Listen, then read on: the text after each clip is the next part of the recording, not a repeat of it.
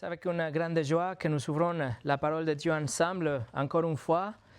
Et je vous invite à ouvrir la Bible au livre de Jude. Nous ouvrons encore une fois la Bible à la courte épître de Jude. Et aujourd'hui, nous visitons l'épître de Jude pour une dernière fois.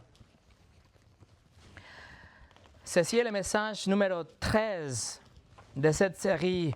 Et aujourd'hui, nous allons achever notre étude de cette brève épître qui a tant à dire. Et pourtant, plus d'entre nous étions familiers, nous connaissions cette épître qui est vraiment importante. Comme vous vous souvenez, cette épître est appelée le livre le plus négligé du Nouveau Testament. Et nous avons vu pourquoi. Mais grâce à Dieu, nous l'avons étudié, nous l'avons parcouru verset par verset. Et nous avons appris que Jude, le demi-frère du Seigneur Jésus, il avait dans son esprit l'idée d'écrire une lettre pour encourager l'Église. Peut-être il a voulu enseigner par rapport à la vérité de l'Évangile. Il a voulu juste exposer les vérités, les merveilles de notre salut. Mais il n'a pas pu le faire car il avait dans son cœur cet fardeau, il avait un poids dans son cœur.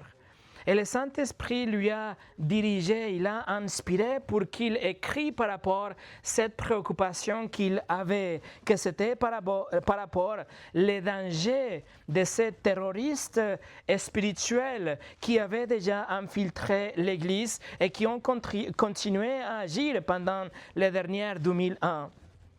Alors Jude nous a beaucoup appris par rapport à ces terroristes, ces faux convertis. Il nous a parlé de son caractère, de leur caractère, de leur stratégie, leur exemple, leur influence et aussi leur condamnation prophétisée même dans l'époque d'Enoch avant le déluge.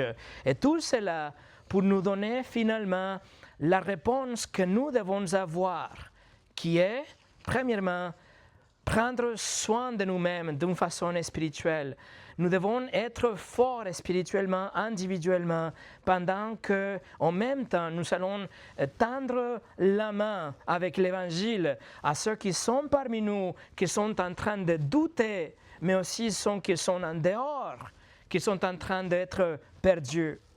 Alors, nous avons passé presque 13 heures ensemble pour étudier cet épître verset par verset. Et toute cette étude est disponible sur notre site en français, en anglais et en russe si vous voulez le réviser. Cet épître peut être comparé à un débriefing militaire. C'est un message donné par un commandant à ses troupes. C'est quelque chose qu'il donne parce que les troupes sont en train d'être confrontées par un ennemi redoutable. Et donc l'épître de Jude, c'est comme ce débriefing. C'est urgent, c'est concis, c'est axé sur la survie de l'Église face à un ennemi redoutable. Un ennemi qui est en train de tromper l'Église. Et le but de Jude, c'est de nous équiper, nous, en tant que soldats, pour reconnaître les dangers, mais ensuite pour y répondre efficacement. Et donc, vous voyez, la pression est forte.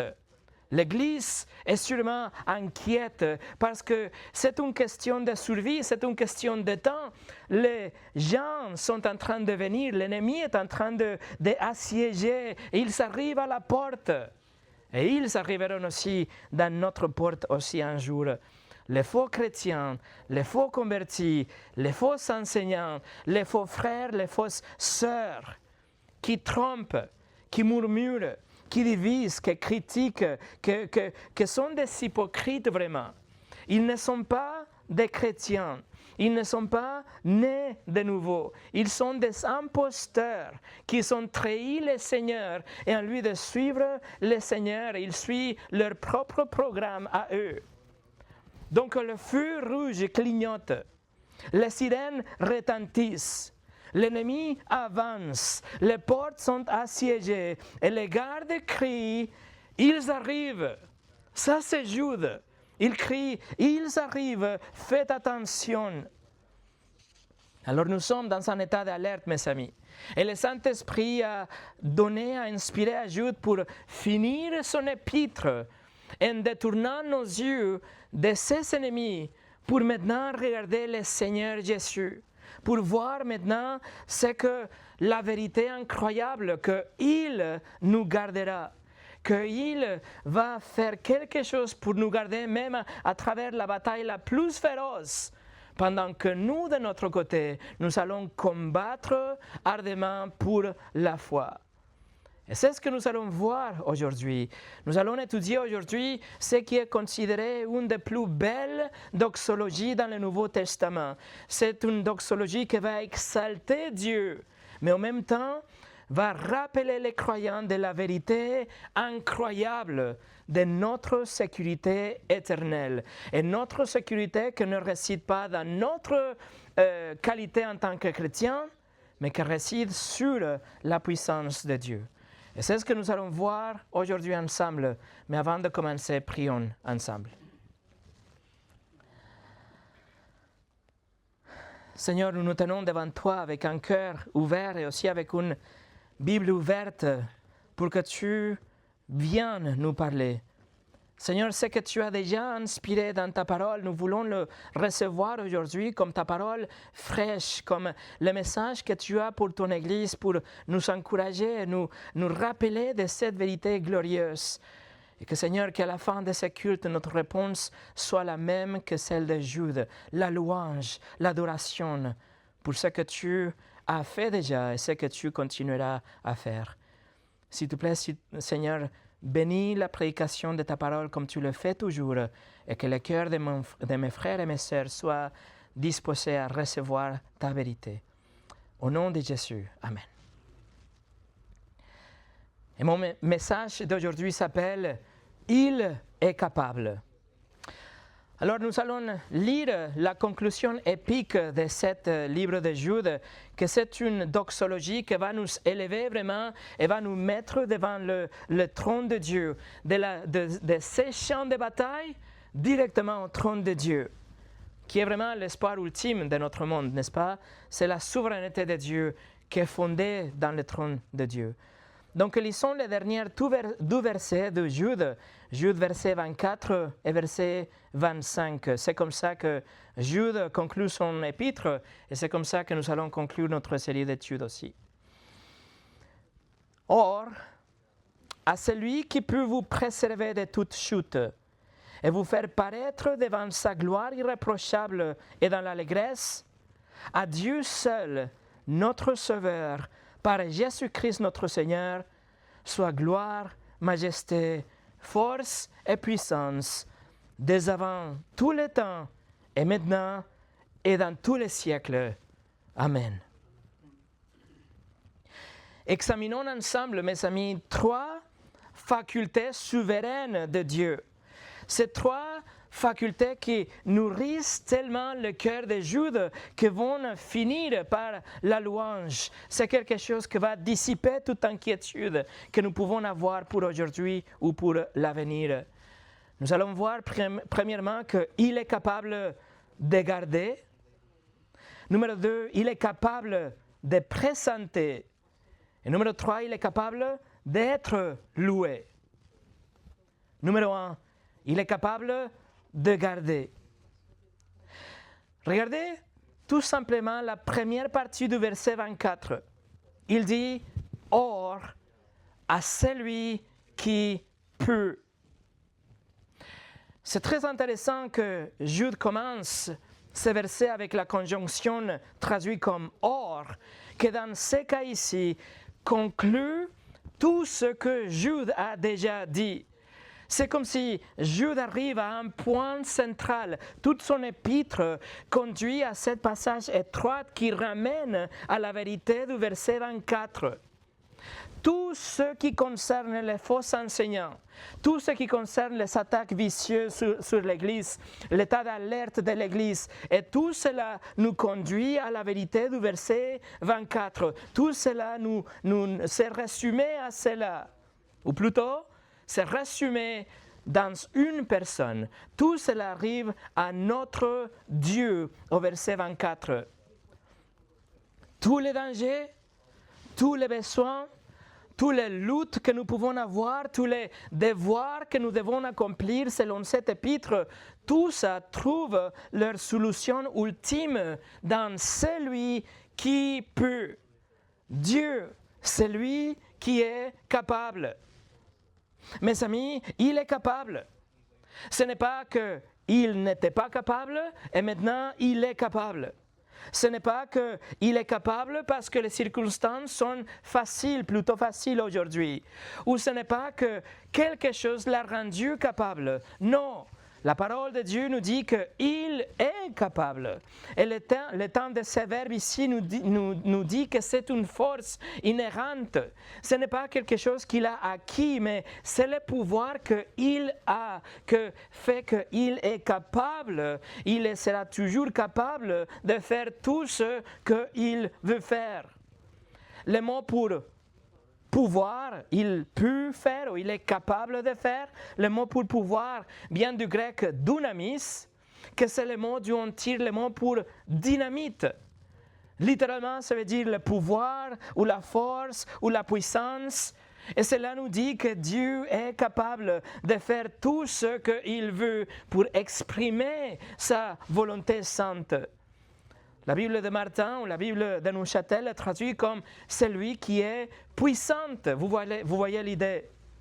Dieu est infiniment capable de pourvoir à vos besoins, tant dans le présent que dans l'avenir. Et ce qui fait que notre cœur soit rempli de louanges et de remerciements, n'est-ce pas? C'est une vérité que nous devons répéter dans notre cœur et dans notre esprit. C'est quelque chose que nous devons déclarer dans nos prières. Il est capable. C'est quelque chose que nous devons nous rappeler les uns les autres. Nous devons affirmer ça. Dieu est capable. Son pouvoir et ses capacités sont les thèmes de tout le Nouveau Testament et bien sûr de toute la Bible. Par exemple, l'apôtre Paul finit l'épître aux Romains par une doxologie et il utilise la même formule que Jude. Il dit aux Romains 16, 25, il dit « à celui qui peut vous affermir », Paul dit. Après, en parlant du Seigneur Jésus, il a écrit aux Philippiens 3, 21, il a dit que Jésus, écoutez, il transformera le corps de notre humiliation en le rendant semblable au corps de sa gloire par le pouvoir qu'il a. Il est capable. Dans la lettre aux Hébreux, en parlant du Christ aussi, chapitre 2, verset 18, nous dit « Jésus a souffert lui-même et il a été tenté, il peut secourir à ceux qui sont tentés. » Et le chapitre 7, verset 25, c'est aussi pour cela que Jésus, il peut sauver parfaitement. Donc il est capable. Il peut faire toutes ces choses. Entre beaucoup d'autres choses, un infini nombre de choses, il est capable de vous fortifier. Il est capable de soumettre toutes choses à lui-même. Il est capable de vous donner un corps glorifié un jour. Il est capable de vous aider pendant les moments de tentation et il est capable de vous sauver pour toujours. Et ici, dans notre épître de Jude, au verset 24, il nous dit qu'il est capable de vous préserver de toute chute. Il est capable, il est puissant de vous préserver de toute chute. Et dans le contexte, le danger que Jude vivait à l'époque nous dit que Dieu a la capacité de vous empêcher de trébucher. C'est un mot qui évoque l'idée d'être protégé de toutes sortes de périls. C'est la protection contre quelque chose de tangible ou de secret. Et en fait, c'est une expression militaire pour désigner la surveillance à des fins de protection. C'est-à-dire que Jude, imagine, il nous dit que Dieu, le Dieu de l'univers, il est comme s'il était debout et il est en train de veiller sur son peuple. Il est en train de protéger son peuple. Il s'assure que le peuple de Dieu soit en sécurité lorsque l'ennemi vient l'attaquer. Mais il a qu'une mission ici selon Jude. La mission est de vous garder, de ne pas chuter, de ne pas tomber. Alors tomber dans quoi est la question? Et la réponse est l'apostasie. C'est dont Jude nous parle dans toute son épître. Il nous a parlé de ceux qui ont changé la seigneurie de Christ pour une seigneurie d'eux-mêmes. Mais Dieu n'est pas seulement fidèle pour nous garder, il est infiniment puissant pour ne pas laisser ses enfants, les chrétiens, tomber en dehors du salut. Impossible. En d'autres termes, si vous êtes un chrétien aujourd'hui, vous le serez pour toujours. Si vous êtes un enfant de Dieu aujourd'hui, vous le serez pour toujours. Si vous possédez la vie éternelle aujourd'hui, vous la posséderez pour toujours. Si votre nom est écrit dans le livre de vie de l'agneau, il restera à jamais inscrit dans le livre de vie de l'agneau. Mais rien de ça, mes amis, rien de ça, c'est grâce à vous. Mais c'est grâce au pouvoir de Dieu qui vous garde puissamment. Il protège votre salut. Le Seigneur Jésus a affirmé que notre persévérance jusqu'à la fin ne dépend pas de nous-mêmes, mais cela dépend de la volonté de Dieu. Alors allez avec moi pour un moment à l'évangile de Jean chapitre 6. Regardez l'évangile de Jean chapitre 6. L'évangile de Jean chapitre 6 et vous allez lire attentivement les versets 39 et 40. Jean 6, 39 et 40. Le Seigneur Jésus dit, « Or, la volonté de celui qui m'a envoyé, c'est que je ne perds aucun de tout ce qu'il m'a donné, mais que je le ressuscite au dernier jour. La volonté de mon Père, c'est que quiconque voit le Fils et croit en lui ait la vie éternelle, et je le ressusciterai au dernier jour. » Donc vous voyez ici, mes amis, votre sécurité repose sur la volonté du Père qui dit au Fils qu'il ne doit pas perdre aucune des personnes qui sont venues à lui. Et si vous tournez la page avec moi au Jean chapitre 10, Jean chapitre 10, regardez les versets 27 au 30. Mes brebis entendent ma voix, je les connais et elles me suivent. Je leur donne la vie éternelle et elles ne périront jamais. Et personne ne les ravira de ma main. Mon Père qui me les a donnés est plus grand que tous et personne ne peut les ravir de la main de mon Père. Moi et le Père, nous sommes un. Mes amis, voilà la glorieuse doctrine de la sécurité éternelle ou la doctrine de la persévérance des saints. Si vous êtes une brebis du Seigneur, rien ne vous fera chuter. Il vous tient ensemble avec le Père et c'est absolument impossible de s'en sortir, de tomber d'une telle sécurité. Ou dans les mots de l'apôtre Pierre, en Pierre chapitre 1 verset 5, il dit « Chrétiens, vous les chrétiens, qui vous êtes sauvés par la puissance de Dieu, vous êtes gardés par la foi pour le salut. » Donc, dans l'instant où nous nous sommes repentis de nos péchés, nous avons placé notre confiance en Jésus comme notre Seigneur et notre Sauveur, nous avons commencé un voyage. Et ce voyage est semé d'embûches et il y a des attaques provenant du monde, de notre chair et du diable et de ces terroristes spirituels aussi dont Jude nous parle dans son épître. Et ce parcours qu'on a commencé, le parcours chrétien, semble parfois être difficile et pénible. Et il y a des virages, il y a des collines, il y a des vallées, il y a le sueur et le sang et les larmes. Mais dans le plan de Dieu, peu importe à quoi ressemble le voyage, toute personne qui a commencé ce voyage, il va le finir. tout simplement parce qu'il vous garde avec toute sa puissance. Et il est en train de veiller pour que vous ne trébuchiez pas et pour que vous arriviez jusqu'au bout, jusqu'à la fin. En fait, quand Jude écrit au verset 22 que Dieu peut vous préserver de toute chute, littéralement, le grec nous dit qu'il vous préserve debout. Il vous préserve debout. Ça, c'est la même chose que Paul écrit dans la chaîne d'or ou la chaîne indestructible de notre salut qu'il écrit aux Romains. Il a dit que Dieu a librement accordé son amour à un peuple, à un groupe défini de personnes et que chacun d'entre elles, cette personne, elles seront glorifiées dans le futur. Romains chapitre 8, versets 29 et 30 nous dit: ceux qu'il a connus d'avance, il les a aussi prédestinés. Et ceux qu'il a prédestinés, il les a aussi appelés. Et ceux qu'il a appelés, il les a aussi justifiés. Et ceux qu'il a justifiés, il les a aussi glorifiés. Ça, mes amis, c'est la nouvelle la plus merveilleuse que vous puissiez entendre.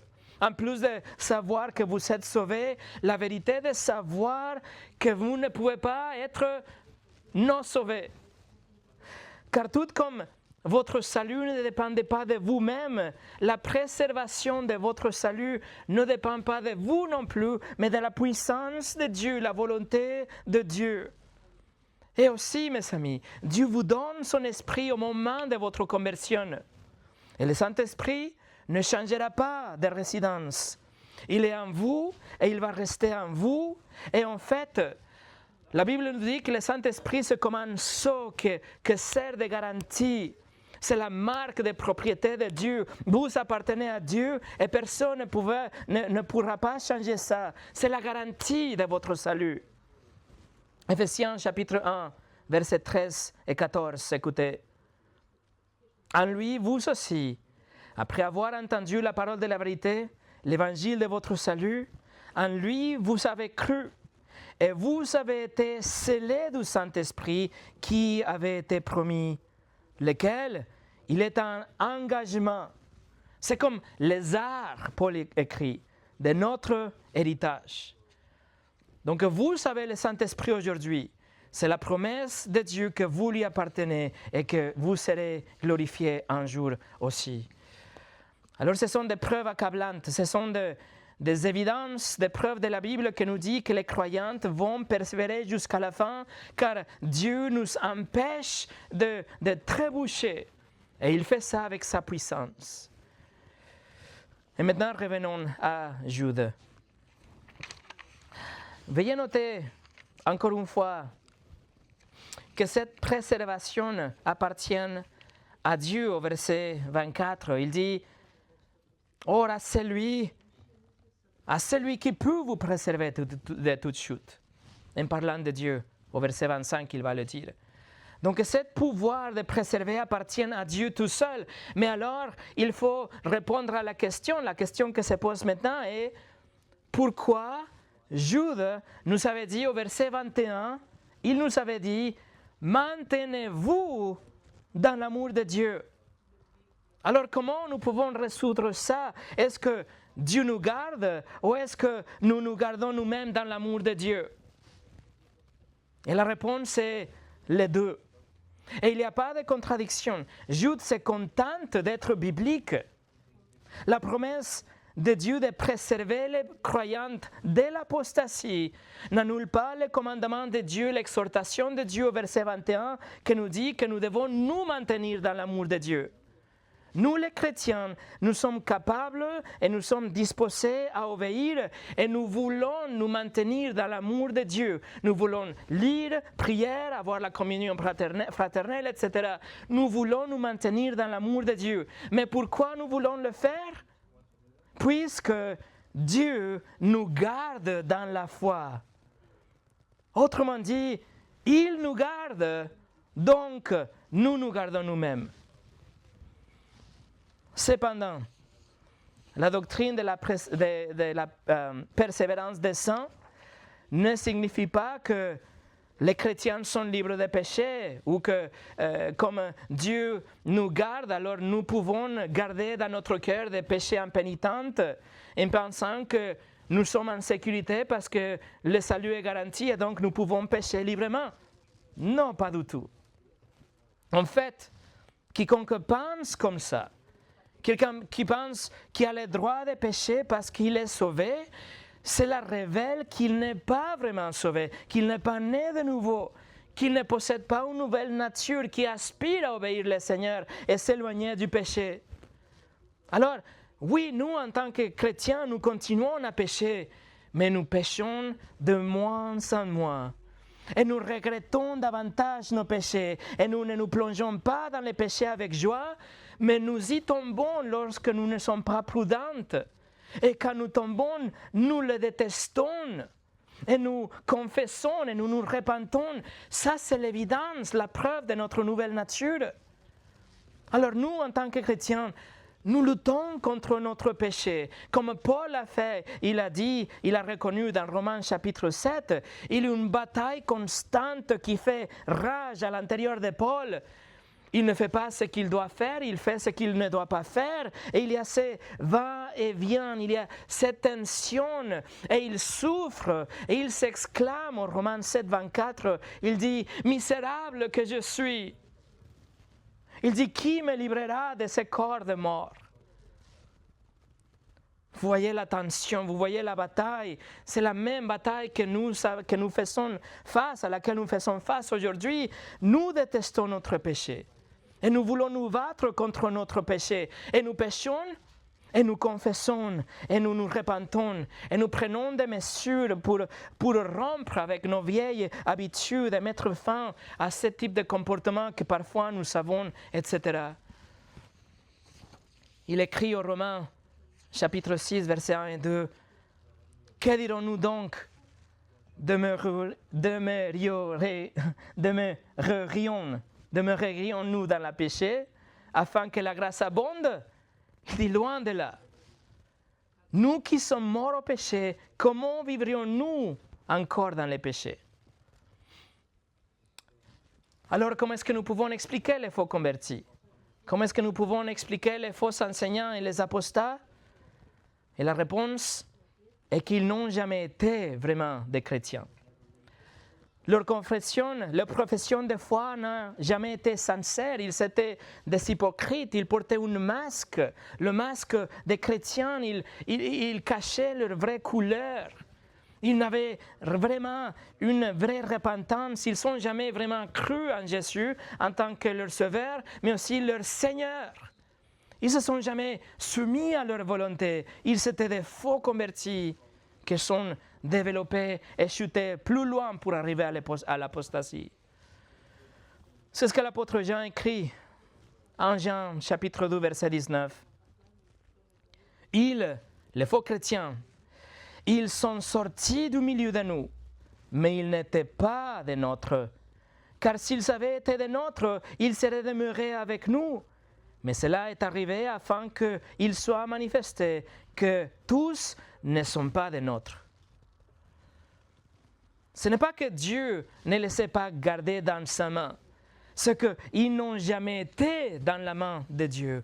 Ils étaient des hypocrites, pas nés de nouveau. John MacArthur a écrit « Heureusement, le véritable salut ne repose pas sur nos œuvres en tant que croyantes, mais plutôt sur l'œuvre de Christ. C'est sa justice qui couvre ceux qui ont confiance en lui. Nous n'avons pas à nous inquiéter de préserver ou de perdre notre salut, car celui-ci ne repose pas sur nos actes. Il repose plutôt sur la personne immuable de Jésus-Christ. » Alors, mes amis, si vous êtes à lui, il est capable de vous garder. Numéro 2, il est capable de présenter. Non seulement la puissance infinie de Dieu est capable de vous préserver de toute chute en dehors de la foi, mais aussi de vous présenter irréprochable devant lui. Regardez le verset 24, Jude 24. Or, à celui qui peut vous préserver de toute chute et vous faire paraître devant sa gloire irréprochable et dans l'allégresse. Mes amis, ceci est extraordinaire car cela nous permet d'envisager la fin de notre voyage.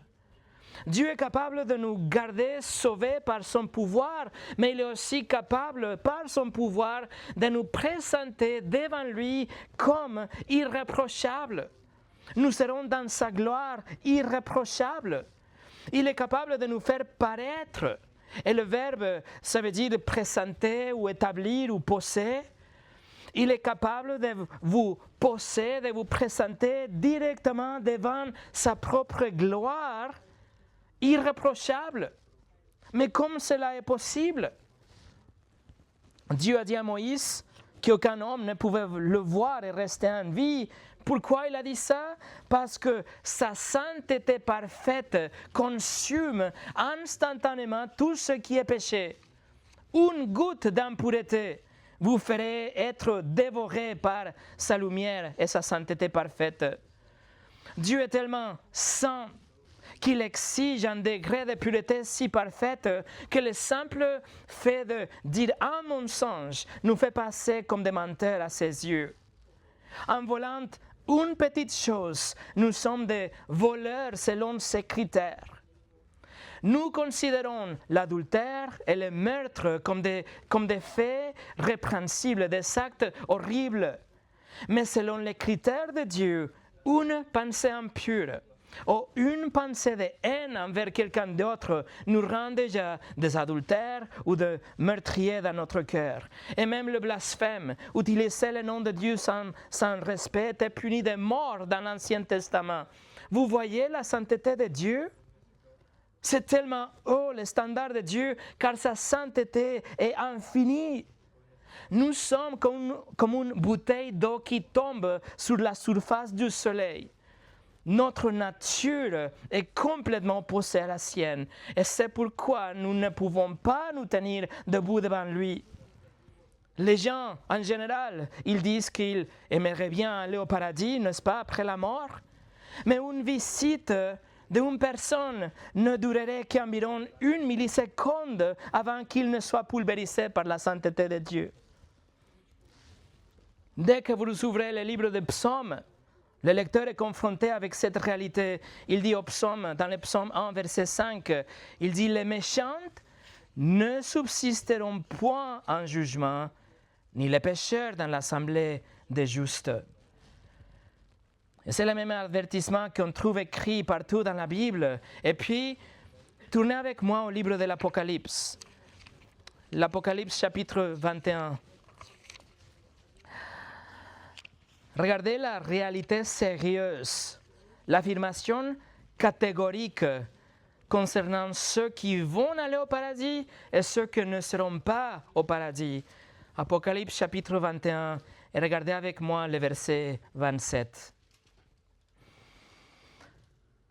Il n'entrera chez elle, en parlant de la ville, il n'entrera chez elle rien de souillé, ni personne qui se livre à l'abomination et au mensonge. Il n'entrera que ceux qui sont écrits dans le livre de vie de l'agneau. Vous voyez, la vérité est que nous sommes tous souillés. Non seulement nous avons commis des péchés, non seulement nous faisons des choses et nous pensons des choses, mais notre propre nature est déjà corrompue. Et c'est pour cela que nous avons besoin d'un sauveur. On a besoin de quelqu'un qui puisse nous débarrasser de notre péché, quelqu'un qui va nous régénérer de l'intérieur, qui va nous donner une nouvelle nature, qui va nous revêtir d'une perfection parfaite, la perfection requise pour pouvoir figurer dans le livre de vie de l'agneau et nous tenir devant lui pour l'éternité, pour ne pas être consumé par sa sainteté. Jésus-Christ est mort sur la croix en prenant sur lui notre péché. Notre péché était imputé à lui et comme il n'avait jamais péché, alors sa vie sans péché nous est créditée à notre dossier, à notre compte, de sorte que non seulement nous sommes considérés comme sans péché, mais aussi comme si nous avions toujours obéi les lois de Dieu. Jésus est mort et ressuscité afin que nous puissions maintenant voir aussi un corps glorifié comme le sien. Et avec ce corps glorifié, être capable de nous tenir devant la sainteté de Dieu, non pour 1 milliseconde, mais pour toute l'éternité. Et tout ça, c'est grâce à l'œuvre de Jésus-Christ sur la croix. Et voilà la bonne nouvelle de l'Évangile.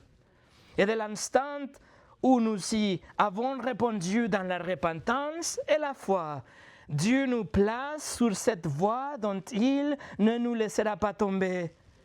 Et il veillera à nous accueillir dans sa présence, dans sa sainteté et dans sa gloire pour l'éternité.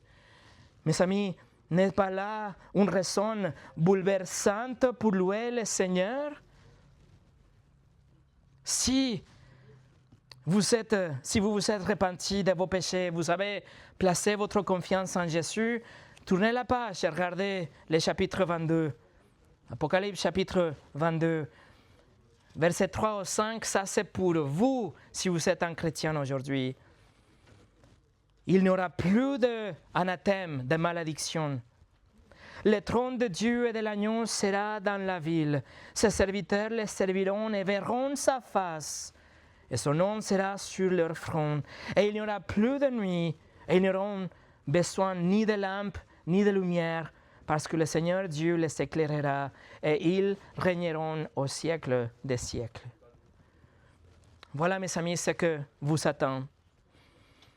Et donc, ce n'est pas étonnant que Jude finit le verset 24 comme il le fait. Regardez le verset 24, tournez à gauche pour aller à Jude. Jude et le verset 24, regardez à la fin, Jude écrit « Ora, celui qui peut vous préserver de toute chute et vous faire paraître devant sa gloire irréprochable, et dans l'allégresse, bien sûr dans l'allégresse, il va nous recevoir dans sa gloire sans reproche. » Et littéralement, le mot veut dire une joie immense, une grande allégresse. C'est une joie indicible, quelque chose d'indescriptible, mes amis. C'est le plus haut degré de la joie possible. C'est ce que nous allons voir, c'est ce que nous allons avoir quand nous serons devant lui, irréprochables. Et ça, c'est absolument possible grâce au pouvoir de Dieu, mais absolument impossible en dehors de la puissance de Dieu et du paradis qu'il vous donne grâce au Seigneur Jésus. Et c'est pour cela que le cœur de Jude, maintenant, il va exploser dans l'adoration dans les derniers versets de son épître. Numéro 3, il est capable d'être loué. Verset 25. À Dieu seul, notre Sauveur, par Jésus-Christ notre Seigneur, soit gloire, majesté, force et puissance, dès avant tout le temps et maintenant, et dans tous les siècles. Amen. Jude loue le Seigneur et d'abord, il reconnaît qu'il est le seul Dieu. Il nous dit qu'il n'y a pas d'autre. Contrairement à ce que la religion du monde nous dit aujourd'hui, ou Hollywood essaie de nous faire croire, et contrairement à ce que les faux enseignants de jour de Jude disaient, il n'y a qu'un seul Dieu, et ce seul Dieu, il est aussi notre Sauveur. Jude ne fait que répéter ce que la Bible affirme. Il n'y a qu'un seul Dieu, il est le seul Dieu et c'est le seul qui puisse vous sauver de votre péché, sauver de votre jugement, mais aussi il vous sauve aujourd'hui de tous ces loups qui sont déguisés en brebis à l'intérieur d'une église. Mais veuillez noter la voie par laquelle la louange monte vers le Père. Il nous dit au verset 25, « Par Jésus-Christ notre Seigneur ». C'est seulement à travers Jésus que le salut peut être accompli, n'est-ce pas? Et c'est seulement à travers Jésus que le salut peut être aussi assuré. C'est pour ça qu'il a ressuscité, pour nous dire que le salut était possible maintenant. Jude loue maintenant Dieu et il mentionne 5 attributs de Dieu, lesquels appartiennent aux 3 membres de la Trinité. Premièrement, il mentionne la gloire. La gloire. La gloire de Dieu englobe tous les attributs de Dieu. La gloire de Dieu, c'est comme imaginer une boîte où vous pouvez ranger tous les attributs de Dieu. Dans cette boîte, vous mettez la souveraineté de Dieu, l'omniscience, l'amour, la justice, la colère, l'omnipotence, etc. Alors cette boîte est sa gloire. C'est quelque chose qui contient les attributs de Dieu et qui est manifesté d'une façon ou d'une autre. Deuxièmement, majesté.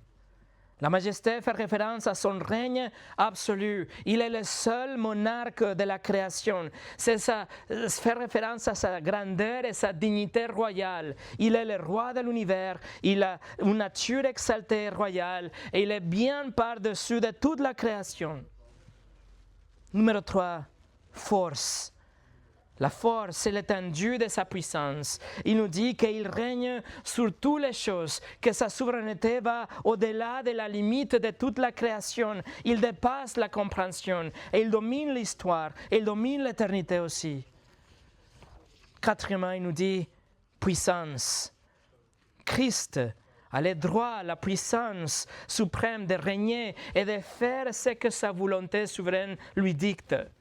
Cet attribut de Dieu nous dit qu'il a le droit de commander, qu'il peut avoir le pouvoir légitime pour gouverner la création et l'histoire. Et numéro 5, il nous dit éternité.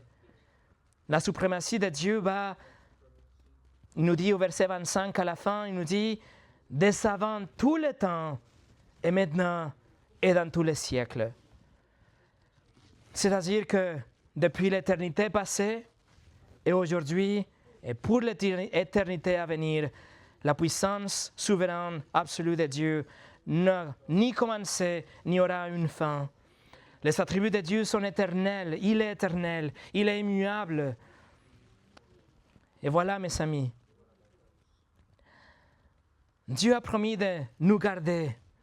Dieu a promis de nous accueillir dans sa gloire, car sa gloire, sa majesté, sa force, sa puissance, tout ça appartient à lui. Et donc, il est entièrement digne de toute notre confiance. Vous ne pouvez pas placer votre confiance nulle part ailleurs que dans cette personne qui tient l'univers entre ses mains. Vous savez la promesse de que tout ce qu'il a promis, il le fera. Et c'est pour ça que Jude couronne sa louange avec un Amen. C'est que invite les lecteurs maintenant, invite à tout le monde à lui donner la louange, à affirmer aussi les attributs de Dieu avec lui, mais spécialement de savoir que malgré les faux enseignants, et malgré les attaques à l'Église, et malgré les mensonges de l'ennemi, il sera le vainqueur. Il est le roi souverain. Et cet Amen sert vraiment d'une conclusion résolue pour nous encourager, pour nous dire que Dieu est souverain, que notre salut et la construction de son Église, ce n'est pas notre affaire, mais ça appartient à lui tout seul.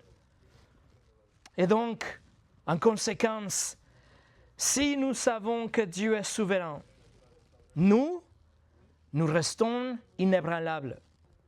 Nous restons fermes dans la vérité. Nous défendons la doctrine biblique. Nous aspirons à la sainteté. Nous tendons la main au perdu. Nous résistons la tentation. Nous résistons au compromis. Nous persévérons dans la prière et nous nous maintenons nous-mêmes dans l'amour de Dieu. Bref, nous combattons ardemment pour la foi, comme il a prescrit au verset 3 de son épître. Mais tout ça, mes amis, tout ça, nous pouvons le faire parce que nous savons qu'il est capable. Et pour finir,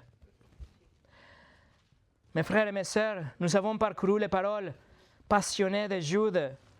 Cet épître qui est comme un cri de guerre pour que nous restions fermes dans la foi. Cette petite lettre qui a fait retentir un coup de tonnerre dans nos cœurs et qui nous a dit « Combattez ardemment pour la foi ». Nous ne sommes pas des spectateurs passifs. Nous devons être comme des guerriers appelés à nous lever et avec courage, avec une certitude et conviction inébranlable. Nous ne fléchirons pas devant le mensonge qui se glisse parmi nous. Nous ne nous détournerons pas de la vérité que livre le captif. Nous devons rester fermes dans la foi, dans la doctrine biblique, dans la vérité, dans la saine doctrine. À chaque prière, à chaque acte d'amour, à chaque proclamation courageuse de l'Évangile, nous proclamons que le Seigneur règne souverainement. Et nous proclamons que sa gloire est sans égale et que sa majesté est sans rival et que sa domination est éternelle et que son autorité est absolue. C'est ce que nous devons proclamer comme une église. Les tempêtes peuvent rougir autour de nous, mais notre Sauveur nous tient fermement, vous voyez. L'obscurité peut s'accumuler autour de nous, mais la lumière brille toujours plus fort parce qu'il est capable de nous présenter devant lui sans tache. Et voilà, mes amis, le livre le plus négligé du Nouveau Testament. À lui soit gloire, majesté, force et puissance, dès avant tout le temps et maintenant et dans tous les siècles. Et avec un seul cœur, nous confirmons cette vérité et nous disons Amen. Prions ensemble.